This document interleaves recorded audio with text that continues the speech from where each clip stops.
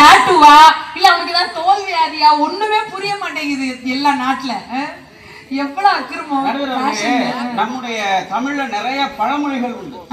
அதுல ஒரு பழமொழி சித்திரமும் கைப்பழக்கம் செந்தமிழும் நாப்பழக்கம். ஆமா. ஆனா ஔவையார் அதுக்கப்புறமும் கொஞ்சம் சொல்லி வச்சாங்க. நம்ம என்ன பண்ணிடுவோம், அழகா சித்திரமும் கைப்பழக்கம் செந்தமிழும் நாப்பழக்கம் சொல்லிடுவோம். நம்ம சாய்ஸ்ல விட்டு கம்பெனி தானே, எப்பவுமே சாய்ஸ்ல விடுறது தானே. அடுத்து சொன்னாங்க ஔவையார், வைத்த ஒரு கல்வி மனப்பழக்கம் நித்தம் நடையும் நடைப்பழக்கம். ஆமா. அதுக்கு பிறகு ரொம்ப அழகா சொன்னிச்சு அந்த அம்மா, இதெல்லாம் பழக்கத்துல வந்துரும். ஆனா பழக்கத்துல வராத 3 விஷயம் இருக்கு. என்ன அப்படின்னா நட்பு, தயை, கொடை, இவை 3 பிறவி குணம். சபாஷ் சபாஷ் சபாஷ். ஒருத்தனோட அன்பு பாராட்டி நட்பு வைக்கணும்னாலும் ஒரு தயை அன்பு, மேலேயே அன்பு வைக்கிறோம் பாத்தீங்களா, கருணை. கருணை அது ஒரு மனிதனுக்கு கருணை வரணும்னாலும் அதே போல கொடை, மற்றவர்களுக்கு கொடுப்பாங்க பாத்தீங்களா, கொடுத்தே சிவந்த கரங்கள்னு சொல்லுவோம் பாருங்க. அப்படி அந்த கொடுத்தே சிவந்த கரங்களாக மனம் இருக்கணும்னாலும் அது பழக்கத்துல வராது. அதெல்லாம் வந்து பிறவி குணம். அது பிறவி குணமா வரணும்.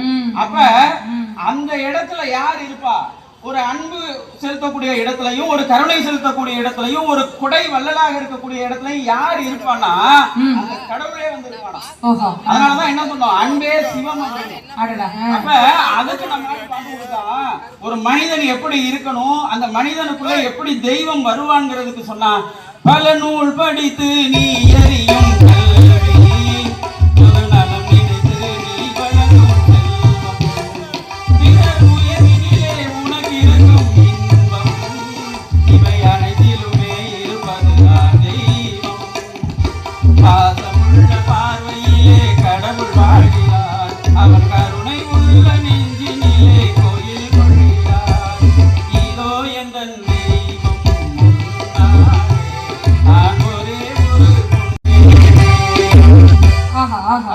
ஒரு மனிதன் எப்படி இருக்கணும் அப்படின்னா, அவன் ஒரு தெய்வத்திற்கு நிகராக வாழணும் அப்படின்னா அவன்கிட்ட இருந்து முதல்ல நல்ல வார்த்தைகள் வரும். அத சொல்லுங்க முதல்ல. நல்ல வார்த்தை பேசுறாலே இன்னைக்கு ரொம்ப குறைஞ்சு போச்சுல்ல. இப்ப ஒருத்தர் நல்லா இருக்கான்னா என்ன சொல்லணும், பரவாயில்லடா தம்பி, கடவுள் புண்ணியத்துல நல்லா இருக்க அப்படின்னு சொல்லணும். ஆமா. இப்ப என்ன சொல்றான், நல்லா இருக்க இடமாப்ல, உனக்கு எல்லாம் என்னடா குறை, உனக்கு அங்க இருந்து வருது இங்க இருந்து வருது, எங்க இருந்து எது வருது, ஒருத்தருக்கு ஒண்ணும் இல்லை, எங்க திரும்பினாலும் எங்கேயாவது கடன் நோட்டீஸ் தான் வரும். நம்ம என் நண்பன் ஒருத்தன் வீடு கட்டினான், பாவம் ரொம்ப கஷ்டப்பட்டு வீடு கட்டினான். சரி. அந்த வீட்டுக்கு கிரகப்பிரவேசத்துக்கு ஒரு குறைஞ்சபட்சம் ஒரு 500 பேராச்சும் வரணும்னு பத்திரிக்கை கொடுத்து என்னெல்லாம் வந்து வாழ்த்துங்க அப்படின்னு சொல்லி அந்த எல்லாரும் வந்து வாழ்த்துவாங்கிற நம்பிக்கையில எல்லாருக்கும் பத்திரிக்கை கொடுத்து கூப்பிட்டு காலையில சாப்பாடெல்லாம் போட்டா அற்புதமான சாப்பாடு. நம்ம வீரமலை பண்ண தான் சாப்பாடு ஏற்பாடு பண்ணி கொடுத்தாரு, ரொம்ப அற்புதமா இருந்துச்சு. அவனை என்ன பண்ணா, வந்தவங்க எல்லாம் காலில் விழுந்தான். காலில் விழுந்து 4 வார்த்தை நல்ல வார்த்தையா சொல்லுவாங்களே அப்படின்னு நினைச்சு அவனும் எல்லாரையும் கூப்பிட்டு போட்டோக்கெல்லாம் போஸ்ட் கொடுத்தான். அதுல ஒருத்தர் சொன்னார், வந்தவர் நல்ல மனுஷன், நல்லா சொன்னாரு, பரவாயில்லப்பா உங்க அப்பா ஏதோ ஒரு இடம் வாங்கி வச்சிருந்தாரு, அந்த வீட்டுல நீ வீட்டை கட்டிட்ட, ஏதோ பரவாயில்ல உங்க அப்பா நல்லா நடுத்தரில் விடாம போயிட்டாரு அப்படின்னு. நல்லவனே. அவங்க அப்பா இடம் வாங்கி கொடுத்திருந்தாங்க, வீடு கட்டி தானே கட்டினாங்க, கூட தானே கட்டினாங்க. அவங்க அப்பா அவருக்கு இடம் வாங்கி கொடுக்கலைங்கிறதுக்காக. சரி சரி. அப்படின்னா அடுத்த ஒரு நல்ல மனுஷன், ரொம்ப அற்புதமான மனுஷன், அவன் சொன்னா, அவன் சென்னையில இருந்து வந்திருந்தான். டேய் தம்பி, கஷ்டப்பட்டு வீடு கட்டியிருக்க, கொஞ்சம் நல்லா அந்த மேடு பள்ளம்லாம் பார்த்து கொஞ்சம் சரி பண்ணி மண்ணெல்லாம் நிறைய போடுறா, ஏன்னா நாங்கெல்லாம் மெட்ராஸ்ல இருந்து வர்றோம், எப்ப மழை பெஞ்சாலும் எங்களுக்குள்ள எல்லாம் தண்ணி வந்துடுது, பார்த்து இருந்துக்க, இல்லைன்னா இந்த வீட்டை விட்டுட்டு வேற இடத்துக்கு போய் கொஞ்சம் உயரமா பார்த்து வீட்டை கட்டுறா. ஏன்னா வந்தா ஒரு நல்ல வார்த்தை சொல்லு, ஒரு டிஃபனை சாப்பிடு, ஒரு 500 ரூபா 1000 ரூபா 10,000 ரூபா மொய்ய எழுது, போய்கிட்டே இரு. உன்ட அட்வைஸ் கேட்டமாங்க. இதுக்கு அடுத்து ஒரு இந்த மெட்ராஸ் பத்தி சொல்ற ஆளெல்லாம் பாத்தீங்கன்னா அவன் பூரா எல்லாம் பொய்யா சர்டிபிகேட் வாங்கி ஏரிக்குள்ள வீடு கட்டினால்தான். தண்ணி இருக்கிற இடத்துல இவங்க வீட்டை கட்டுவாங்களாமா, அப்புறம் நம்ம வீட்டுக்குள்ளார தண்ணி வந்துருச்சுன்னா அப்புறம் வேற என்ன வரும்? இது என்ன கவலைப்படாதீங்க, இன்னும் கொஞ்ச நாள்ல நம்ம ஊர்லயும் இந்த நிலைமை வந்தாலும் வரும். ஏன்னா இங்கேயும் குளமுட்டையெல்லாம் காணாம போய்கிட்டு தான் இருக்குது, எங்க என்ன நிலைமை வரப்போகுதுன்னு தெரியல. இதுக்கு அடுத்து வருது சொன்னா நடுவர்களே, 3ஆவதா ரொம்ப அற்புதமா சொன்னா, ஏய் தம்பி, லோன் வாங்கி கட்டிருப்ப, கொஞ்சம் நல்லபடியா அந்த லோன் எல்லாம் கட்டிடுறா. சரி மாமா, கட்டிடுறேன் மாமா, ஒழுங்கா அதெல்லாம் கட்டிக்கிட்டு இருக்கேன் மாமா, கட்டிடுறேன் மாமா, பார்த்து கட்டிக்கடா. அப்படி இல்லை அப்படின்னா என்ன பண்ணிடுவாங்க, வீட்டை பிடிக்கிட்டு உன்னை நடுத்தர விட்டுருவாங்கடா, பார்த்து பத்திரமா இருடா அப்படின்னா. இவன் பூரா கிரகப்பிரவேசத்துக்கு வாழ்த்த வந்தவங்க விடிய காத்தால. அதான் இந்த சொல்லுவாங்கல்ல, உனக்கு என்னடா வரம் வேணும்னு கடவுள் கேட்டானா 2 பேர் வரம் கேட்டிருக்கான். அந்த மாதிரி அதுல இவன் சொல்லியிருக்கான், கடவுள் சொல்லியிருக்காரு, அவனுக்கு என்ன கொடுக்கறனோ அதை விட உனக்கு என்ன பண்ணுவேன் 2 மடங்கு. அவனுக்கு 1 பலன், உனக்கு 2 பலன். அவன் 1 வீடு கேட்டானா அவனுக்கு 2 வீடு. அப்ப யார் முதல்ல கேட்கறதுன்னு பிரச்சனை. இவன் கேட்டானா என்னடா கேட்கறன்னு யோசிக்கிறது கடைசியில கேட்டிருக்கான், நான் கடவுளே எனக்கு 1 கண்ணு போகணும் அப்படின்னு. ஏன்னா இவனாச்சும் 1 கண்ணுல அடுத்து பாத்துக்கிட்டு இருக்கலாம், அவனுக்கு என்ன ஆகும் 2 கண்ணு போகும். அப்படி ஆயிட்டா நம்ம எல்லாம் அடுத்தவன் வாழ்றத பார்த்தாலே வயிற்றெரிச்சல். அப்ப மழை எப்படி பெய்யும்? அது எப்படி பெய்யும்? ஏதோ இப்ப வந்துச்சு அதையும் நம்ம வந்து விட்டுறோம். அப்படி எல்லாம் இல்ல, 2 மணி நேரம் கழிச்சு வரும், வந்துடும். ரைட், வரட்டும். அப்ப இவ்வளவு பிரச்சனைகளுக்கு நடுவுல நம்ம வாழ்ந்துகிட்டு இருக்கோம் நடுவர்களே.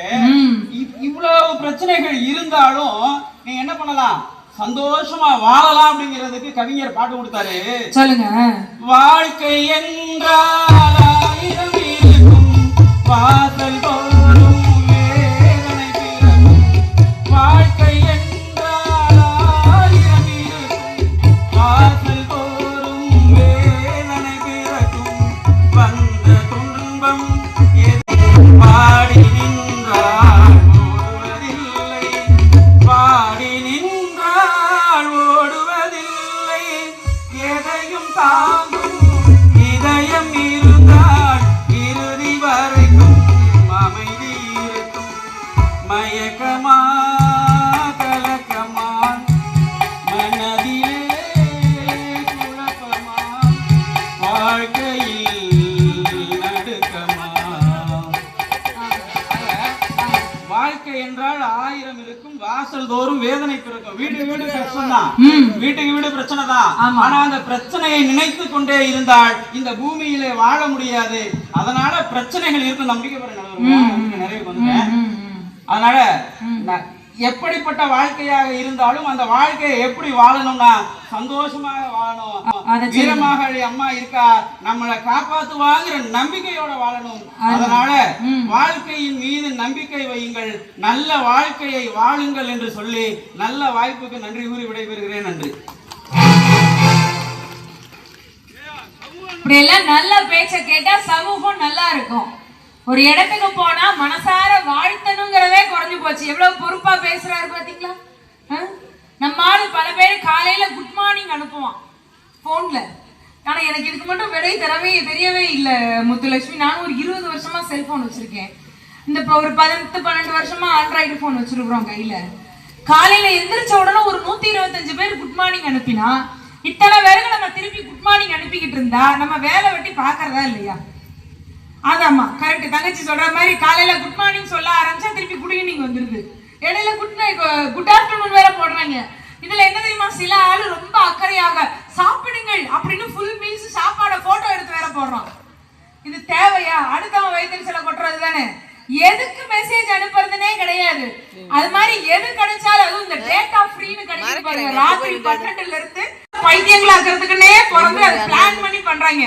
ராத்திரி 12ல இருந்து காலையில 6 மணிக்கு டேட்டா ஃப்ரீய யூஸ் பண்றதுக்காகவே பல பேர் பைத்தியம் ஆயிட்டான். நைட்லாம் முழிச்சிருந்து அப்படியே ராத்திரி 2 மணிக்கு hi dear how are you, ராத்திரி 2 மணிக்கு அங்கிருந்து பசங்க தான் மெசேஜ் அனுப்புறாங்கன்னு பார்த்தா ஒரு நேரம் இவன் தூங்கிட்டாலும் அங்கிருந்து அந்த பிள்ளைய அனுப்புது. என்னடா பண்ற இந்த நேரத்துல? ராத்திரி 2 மணிக்கு என்னமா பண்ணுவாங்க? அவன் வேலை வெட்டிக்கு போயிட்டு வர்றவனா இருந்தா களைச்சு போய் தூங்குவான், வேலை வெட்டி இல்லாதவனா இருந்தா உட்காந்து வெட்டித்தனமா மெசேஜ் அனுப்புவான். 2 தானே நடக்க போகுது. இந்த போனை வச்சுக்கிட்டு பண்ற அட்ராசிட்டி எவ்வளவு அட்ரியூலியமா இருக்குது. அழகா சொன்னாரு, எதுக்கு எடுத்தாலும் மனசார சந்தோஷமா வாழ்த்துறதே கிடையாது. நம்ம முந்தி காலத்துல ஸ்கூல் படிக்கும் போதெல்லாம் சில இந்த ஒரு வித்தியாசமான பையங்கள்லாம் என்ன பண்ணுவாங்க தெரியுமா? இந்த பார் 1 ரூபா போடு, இல்ல உன் வீட்டுக்கு பாம்பு வந்துடும், 1 ரூபா போடு, 50 பைசா போடு, 4 அணா போடு. இப்படி வசூல் பண்றாங்க. ஒரு கோர்ஸ் இருந்துச்சு தெரியுமா? நான்லாம் எத்தனை 4 அணா போட்டு எங்க அம்மாட்ட அடி வாங்கியிருக்கேன் தெரியுமா? ஏமாந்து பயந்த பிள்ளை பண்ணாலாம். அதனாலயே கல்கோனா வாங்கி திங்காமலாம் வீட்டுக்கு போயிருக்கேன். கொடுக்குற 4 நமக்கே 4 நாள் தான் கிடைக்கும். அதுலயே 2 கல்கோனா கிடைக்கும். அதையும் தியாகம் பண்ணி இந்த நம்ம 4வது 5வது படிப்போமா, 8வது 9வது படிக்கிறது சீனியர் அண்ணங்க எல்லாம் இருக்காங்கல்ல, அவங்களுக்குலாம் இதே வேலை தான். காசு போடு இல்லைன்னா பாம்பு வந்துடும், காசு போடு ராத்திரி வந்து இப்படியே பயமுறுத்துவாங்க அந்த காலத்துல. இப்ப கொஞ்ச நாளைக்கு முன்னாடி மெட்ராஸ்ல ஒரு ஃபங்க்ஷனுக்கு போகும்போது அந்த சீனியர் அண்ணனை திருப்பி பார்த்தேன். இப்ப என்னென்ன பண்றீங்க அப்படின்னு. செல்போன் கம்பெனில டேட்டா ஆபரேட்டரா வேலை செய்யறேன் தங்கச்சி அப்படின்னாரு. என்னென்ன பண்றீங்கன்னு.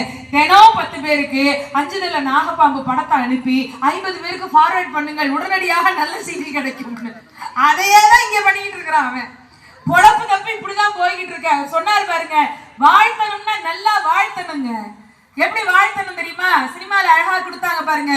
100 வருஷம் இந்த மாப்பிள்ளையும் பொண்ணும் தான் பேரு விளங்க இங்கு வாழத்தில் ஒரு ஜோடி குயில் போலதான் காலம் முழுக்க இது பாடணும். ஒன்றே புள்ள பின்னையில கண்ணுவனும் மொத்தத்தில கட்டழக அம்மாடி என்ன சொல்ல. 100 வருஷம் இந்த மாப்பிள்ளையும் பொண்ணும் தான் பேரு விளங்க இது பாடணும். சோழவனத்தில் ஒரு ஜோடி குயில் போலதான் காலம் முழுக்க இது பாடணும்.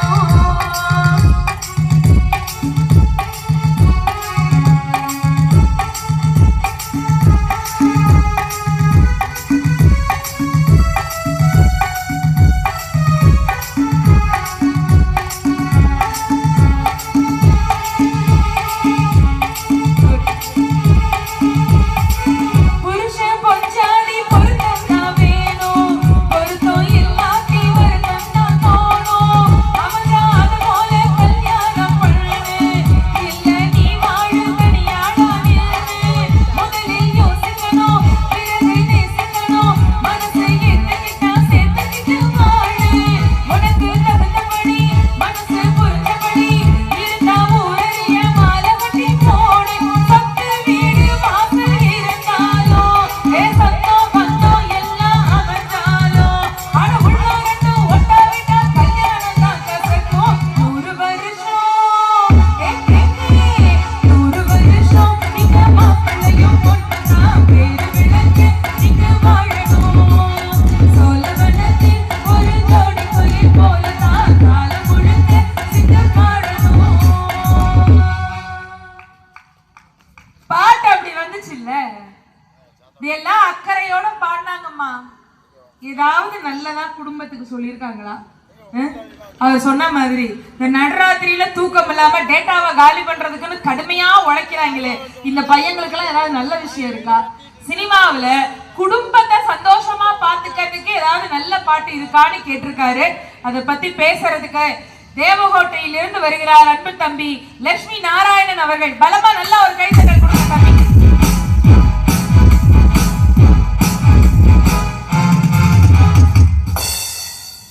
மைக்கு இதுக்கு மேல மேல இழுக்க முடியுமா? கொஞ்சம் ஹைட் வச்சு விடுங்கண்ணே.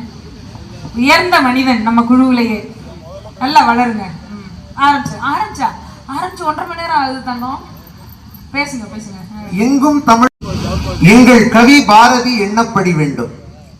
சங்க தமிழ் மதுர தமிழ் முத்து தமிழாக தமிழே என் உயிராகி உணர்வாகி மூச்சாக வேண்டும் என்று அன்னை தமிழை போற்றி பணிந்து என்னுடைய உரையினை துவங்குவதிலே நான் பெருமகிழ்ச்சி அடைகிறேன். அதெல்லாம் உற்சாகமா கைத்தட்டலாம். தமிழுக்கு வணக்கம் சொல்கிறவங்க. என்னுடைய உரையை துவங்குவதற்கு முன்னாடி நடுவர் அவர்களே, இவர்களை பார்த்து ஒரு முக்கியமான கேள்வி ஒண்ணு கேட்க போறேன். கேள்வி எல்லாம் கேட்க மாட்டாங்க. இது பரீட்சை ஹால் இல்லைன்னு நம்பிதான் உட்கார்ந்துருக்காங்க. நீ வாட்டுக்கு கேள்வி கேட்கிற, அதை கேட்கிற, இதை கேட்கிறேன்ட்டு. இந்த பாரு, ஆன்சர் தெரிஞ்ச கேள்வியா கேளு. நடுவர் அவர்களே, இந்த கேள்வி ரொம்ப ரொம்ப ஈஸியான கேள்வி. கேளு. இது வரைக்கும் டிஎன்பிஎஸ்சில வந்தது இல்ல, யூபிஎஸ்சில கூட வந்தது கிடையாது. அதுக்கு நாங்களே வந்தது இல்லையே. நீட் தேர்வுல கூட இந்த ஒரு கேள்வி வந்தது கிடையாது. அவ்வளவு ஈஸியான கேள்வி. கேட்கவா? எல்லாரும் சாப்பிட்டீங்களா? இப்ப சாப்பிடலன்னா பிரியாணி வாங்கி தர போறியா? எதுக்காக எல்லாரையும் பார்த்து சாப்பிட்டீங்களான்னு முதல்ல கேட்கறது தெரியுமா? இந்த உலகத்திலேயே அறிமுகம் இல்லாத ஒரு ஆளை நாம் சந்தித்தால் கூட அறிமுகமான அடுத்த நொடியிலேயே அவர்களை பார்த்து சாப்பிட்டீங்களான்னு கேட்கக்கூடிய ஒரே இனம் நம்முடைய தமிழ் இனம் மட்டும்தான். இப்படிதான் அன்னைக்கு கோயம்புத்தூர்ல ஒரு நிகழ்ச்சிக்கு போன போது தம்பி சாப்பிட்டீங்களான்னு தான் ஒருத்தரை பார்த்து கேட்டேன். இவர மாதிரி இவர் இல்ல, வேற ஒரு தம்பியை பார்த்து அன்பா கேட்டேன். இவர் சொல்றாருல, அன்பா யாரை பார்த்தாலும் சாப்பிட்டீங்களான்னு கேட்கணும்ட்டு. தம்பி சாப்பிட்டீங்களான்னு. அவன் உடனே அக்கா 200 ரூபா கொடுங்கக்கா, போய் சாப்பிட்டு வந்துடுறேன் காமிக்கிறான். அவன் சாப்பிடுறேன்னு சொன்னது வேற. அவன் சாப்பிடுறதுக்கு முன்னாடி சாப்பிடுறதுக்கு நம்மள்ட்ட பில்ல போட நம்ம எப்பேற்பட்ட ஆளு. நான் சாப்பிட்டீங்களா ஒரு கேள்வி கேட்டதுக்கு 5 நிமிஷம் பேசுறீங்களா நீங்க வச்சுட்டு? நல்லது கேட்டா கூட பிரச்சனையா இருக்கு சமூகத்துலன்னு தான் இப்ப இவ்வளவு நேரம் அவர் கதறிட்டு போயிருக்கிறாரு. ரொம்ப அப்படியே தான். ஆமா. ஆனா நடுவர் அவர்களே, ஏன் இப்படி பண்ணீங்க? ஏன் இப்படி பண்ணீங்களா? என்ன பண்ண? அறிமுகப்படுத்தும் போது ஒரு வார்த்தை சொன்னீங்களே, என்ன பார்த்து? என்ன வார்த்தை? அன்பு தம்பின்னு சொன்னீங்க பாத்தீங்களா? உருகிட்ட நடுவர் அவர்களே. உருகினது மிச்சமா இவ்வளவு உயரமா இருக்கு. உண்மையாவே உடன் பிறந்த ஒரு சகோதர சகோதரி இல்லையேன்னு வருத்தப்பட்டேன். நீங்க எப்போ அன்பு தம்பின்னு சொன்னீங்களோ 1 கோடி ரூபாய்க்கு என்னுடைய திருமணத்தை செலவு செய்து நடத்தக்கூடிய பொறுப்பை நான் உங்கள்கிட்ட ஒப்படைக்கிறேன். 1 கோடி எப்ப? 1 கோடி தானே தங்கம். ஒரு பிரச்சனையும் கிடையாது. உன் சொத்து பத்திரத்தை என்கிட்ட கொடுத்துரு. உன் கல்யாணத்தை ஜாம் நடத்த வேண்டியது இந்த அக்கா பொறுப்பு. சரிதானே? ஆனா நாங்களும் லோன் கட்டிட்டு இருக்கோம்ல. என்ன பேசினாலும் நீங்க பேசினதா போய் ரேட்டு. அதனால நீங்க உணவை பத்தியே நிறைய விஷயங்கள் சொன்னீங்க. இந்த உணவை பரிமாறுறது அப்படிங்கறதையே கற்றுக் கொடுத்தது சமுதாயமா குடும்பமா? நான் சொல்றேன், நானே சொல்லிடுறேன். சரி, நீங்க ஏதாச்சும் சேவ் பண்ணுங்க. குடும்ப விளக்குல பாவேந்தர் பாரதிதாசன் சொல்றாரு பாருங்க, வாழை இலையின் அடி உண்பார் வலப்புறத்தில் வீழ விரித்து கறி வகைகள் சூழ வைத்து தண்ணீர் வெந்நீரை தனித்தனியே சொம்பிலிட்டு வெண் சோறு இடும் முன் மிக இனிக்கும் பண்ணியமும் முக்கணியும் தேனில் நல நெய்யில் மூழ்குவித்தே ஊட்டுதல் வேண்டும் தாய் போல் என்று பாவேந்தர் பாரதிதாசன் சொல்றார். அப்போ சாப்பாடுக்கும் குடும்பத்துக்கும் தான் தொடர்பே இருக்கு. இத கவிஞர் பழனி பாரதி அவர்கள் சொல்றாரு பாருங்க, சமீபத்துல வந்து ஒரு பாட்டுல உணவுக்கும் ஒரு உறவுக்கும் எப்படி தொடர்பு இருக்குங்கிறத. தக்கிட்ட தக்க தீமி தக்கிட்ட தக்க தீ பொறப்பு தான் நல்ல ருசிச்சு சாப்பிட கிடைச்சது. அத நினைச்சுதான் இந்த உலகம் முழுவதும் பறக்குது. அட சுட சுட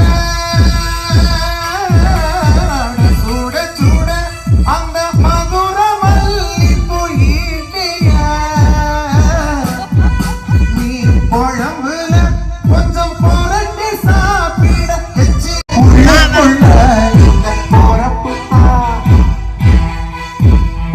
தாமிரபரணி திருநெல்வேலி சொதியில ஒரு தனி ருசி. வைகையில் புடிச்ச 1000 மீன் குழம்புக்கு ஒரு தனி ருசி. திண்டுக்கல் பிரியாணிக்கு கத்திரி தொக்கி இருக்கு, தென்காசி பரோட்டாக்கு சிக்கன் கறி இருக்கு, அம்மாவின் வாசம் உண்டு பம்பும் குழம்புக்கு அவதானே ஆக்கி தந்தா ஆகாய நிலவுக்கு. உணவுல ஒரு உறவு இருக்குது, ஒவ்வொரு சுவையிலும் மனசுல இருக்குது. பொறப்புத்தான் நல்ல ருசிச்சு சாப்பிட கிடைச்சது.